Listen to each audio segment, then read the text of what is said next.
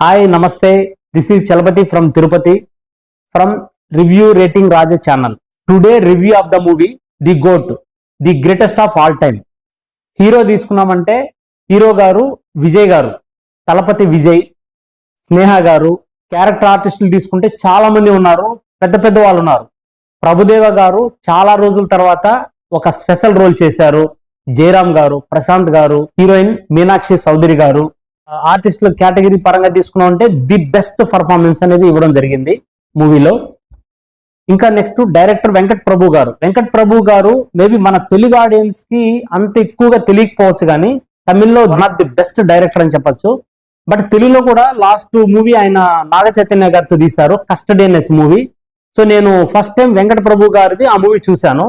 ప్రతి 5 minutes లో ఏదో ఒక ట్విస్ట్ తో ఉందన్నమాట మూవీ అయితే. మీరు ఆల్రెడీ కస్టడీ మూవీ చూసిన వాళ్ళైతే, నేను ఎస్పెషల్లీ ఈ మూవీకి వెళ్ళడానికి మెయిన్ 2 reasons. ఒకటి విజయ్ గారు, 2 డైరెక్టర్ గురించి వెళ్ళాను అనమాట. మూవీ పరంగా సో మెనీ ప్లస్ పాయింట్స్ ఉన్నాయి. సో ఫస్ట్ మనం ప్లస్ పాయింట్స్ గురించి మనం వి విల్ డిస్కస్ అనమాట యాక్చువల్ గా. సో దాంట్లో ఫస్ట్ తలపతి విజయ్ గారి యాక్షన్ ఇంకా మనం చెప్పలేము. ఆయన యాక్షన్ మనం ప్రతి మూవీలో లాస్ట్ సో మెనీ మూవీస్ లో నుంచి మనం చూస్తూనే ఉన్నాం. ఆయన యాక్టింగ్ లో నుంచి ఎమోషన్ కానివ్వండి, అగ్రెసివ్నెస్ కానివ్వండి, కామెడీ టైమింగ్ కానివ్వండి, అసలు అల్టిమేట్. బీజిఎం బ్యాక్గ్రౌండ్ స్కోర్ ఇచ్చారండి. కొన్ని సీన్స్ అయితే అట్లే మనకు గూస్ బంప్స్ వస్తాయి అనమాట. మామూలుగా లేదు బ్యాక్గ్రౌండ్ స్కోర్. యువన్ శంకర్ రాజా గారు అనమాట, అల్టిమేట్ బ్యాక్గ్రౌండ్ స్కోర్. కొన్ని దగ్గర కొంచెం స్లో అన్నట్టు అనిపిస్తుంది కానీ, బట్ కొన్ని సీన్స్ అయితే ది బెస్ట్ బీజిఎం అని చెప్పచ్చు. ది బెస్ట్ ప్రొడక్షన్ వాల్యూస్ పరంగా తీసుకుంటే మూవీ మొత్తం కూడా మన ఇండియాలో తీసిన దానికన్నా కూడా డిఫరెంట్ కంట్రీస్ లో, అంటే సో థాయిలాండ్ లో తీశారు, కెన్యాలో తీశారు, అంటే వేరే కంట్రీస్ లో ఎక్కువ తీశారు అనమాట. అంటే ప్రతి ఫ్రేమ్ చాలా రిచ్ గా ఉంటది, చాలా క్వాలిటీగా ఉంటది. క్యామియో రోల్స్ కూడా చాలా మంది ఉన్నారు ఈ మూవీలో. ఎస్పెషల్లీ సెకండ్ హాఫ్ లో కానివ్వండి, సెకండ్ హాఫ్ లోనే ఎక్కువగా మనం క్యామియో రోల్స్ చూస్తాం. త్రిషా గారు ఒక సాంగ్ కు రావడం జరుగుతుంది.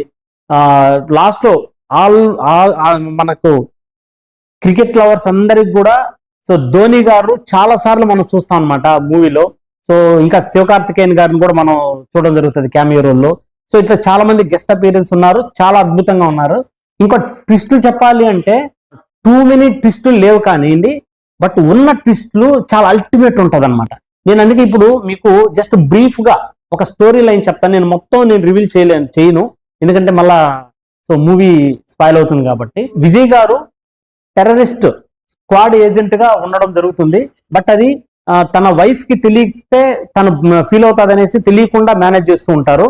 సో ఆ ప్రాసెస్ లో తను అనుకోకుండా personal mission and professional mission 2 కూడా థాయిలాండ్కి వెళ్లాల్సి వస్తుంది. ఫ్యామిలీతో టైం స్పెండ్ చేసేటప్పుడు అక్కడ అటాక్ జరిగినప్పుడు వాళ్ళు ఏ విధంగా తను సాల్వ్ చేసుకుంటాడు, సో అక్కడ ఏం జరుగుతుంది, తనకు లాస్ ఏం జరుగుతుంది, సో దానివల్ల వీళ్ళ ఫ్యామిలీ డిస్టర్బెన్స్ ఎలా అవుతుంది అనేదంతా కూడా చాలా అల్టిమేట్ ఎమోషనల్ థింగ్స్ అనమాట. అక్కడి నుంచి మళ్ళా ఇంటర్వెల్ తర్వాత ఇంటర్వెల్ బ్యాంగ్ ఉందండి. Interval bang next level. So అక్కడ మనం యాక్చువల్గా అందరికీ తెలుసు డ్యూయల్ రోల్ తలపతి విజయ్ గారు డ్యూయల్ రోల్. అక్కడి నుంచి అంటే ఫాదరు గాంధీ గారు, తర్వాత సన్ను, ఇద్దరు కూడా తను చేయడం జరిగింది. సో ఆ ఇంటర్వెల్ ట్విస్ట్ అల్టిమేట్ ఉంటది. సో జనరల్ గా ప్రతి మూవీలో ఇంటర్వెల్ బ్యాంక్ చాలా బాగుంటది, బట్ ఇక్కడ నెక్స్ట్ లెవెల్ అనమాట. సో ఇక్కడ కొన్ని మైనస్ పాయింట్స్ అయితే ఖచ్చితంగా ఉన్నాయి. సో వాటిలో ఫస్ట్ మైనస్ ఏదైనా ఉంది అంటే మూవీ రన్నింగ్ టైం చాలా ఎక్కువ. So almost 3 hours 3 minutes. So కేవలం దీనివల్ల మనకేంటంటే చాలా ల్యాగ్ ఉన్నట్టు అనిపిస్తుంది. ఫస్ట్ హాఫ్ లో కావచ్చు, సెకండ్ హాఫ్ లో కావచ్చు. ఇది అవసరం లేదేమో, దీనికి ఎందుకు ఇంత టైము. ఇప్పుడు నేను చెప్పాను ఇంటర్వెల్ బ్యాంక్ అప్పుడు ఫైట్ వస్తుంది. సో ఒక మెట్రో ట్రైన్ లో ఫైట్ వస్తుంది, అల్టిమేట్ ఉంది. అయితే మెట్రో ట్రైన్ లో ఫైట్, బట్ ఏంటంటే ఎక్కువ టైం ఉంది. అంత టైం అవసరం లేదేమో అనిపిస్తుంది. ఎందుకు స్వామి అంత టైము ఖచ్చితంగా అనిపిస్తుంది అనమాట. ఎందుకంటే బికాస్ ఆఫ్ ఈ రన్నింగ్ టైం వల్ల, ఎక్కువ టైం వల్ల.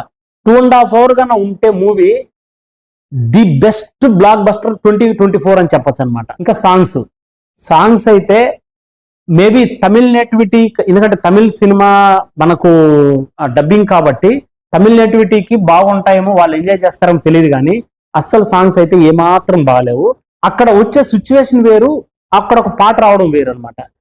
ఏంది స్వామి ఈ సిచ్యువేషన్ ఏంది, ఈ పాట ఎందుకు ఇక్కడ ఉంది, అసలు ఇక్కడ అవసరం లేదు కదా, పాట ఎత్తేసి ఫస్ట్ స్టోరీ రన్ చేయండి అదే విధంగా అని అనిపించింది నాకే. అనవసరం కదా ఇక్కడ ఈ సాంగ్ అనేసి అట్లా ఒక 2 సాంగ్స్ పెట్టారనమాట. అంటే ఇక్కడ నాకు ఒక్క థింగ్ ఏమనిపించింది అంటే, ఇంత టైం ఉండాలనుకుని మూవీ తీసారా, మూవీ తీసే ప్రాసెస్ లో అంత టైం వచ్చిందా అనేది డౌట్ వచ్చింది. ఎస్పెషల్లీ క్లైమాక్స్ ఫైట్ కూడా అల్టిమేట్ అన్నమాట. ఒక స్టేడియంలో తీయడం జరిగింది. స్టేడియంలో అక్కడ ధోని గారిని చాలా సార్లు చూపించడం జరుగుతుంది. సో అల్టిమేట్ క్లైమాక్స్ ఫైట్ అనేది, బట్ అది కూడా మనకు కొంచెం ఎక్కువ టైం తీసుకున్నారని అనిపిస్తుంది. ఓవరాల్ గా మూవీ పరంగా తీసుకున్నామంటే, ఒక్కటి ఆ టైమింగ్, ఆ సాంగ్స్, ఇట్లా కొన్ని మైనస్లు పక్కన పెడితే 100% వన్ టైం వాచబుల్ మూవీ మనకి, మన ఎక్స్పెషల్లీ మన తెలుగు ఆడియన్స్ కి అయితే. బట్ తమిళ వాళ్ళైతే, ఎందుకంటే ఆయన ఎక్స్పెషల్లీ తలపతి విజయ్ ఫ్యాన్స్ అయితే, సో ఇంకా వాళ్ళైతే వాళ్ళకు ఒక పండగే మూవీ పరంగా తీసుకున్నామంటే. ఎందుకంటే ఎంగేజింగ్ గా ఉంది, 100% ఎంగేజింగ్ గా ఉంది. ఒకటి టైమింగ్ కొంచెం ఎక్కువ ఉంది.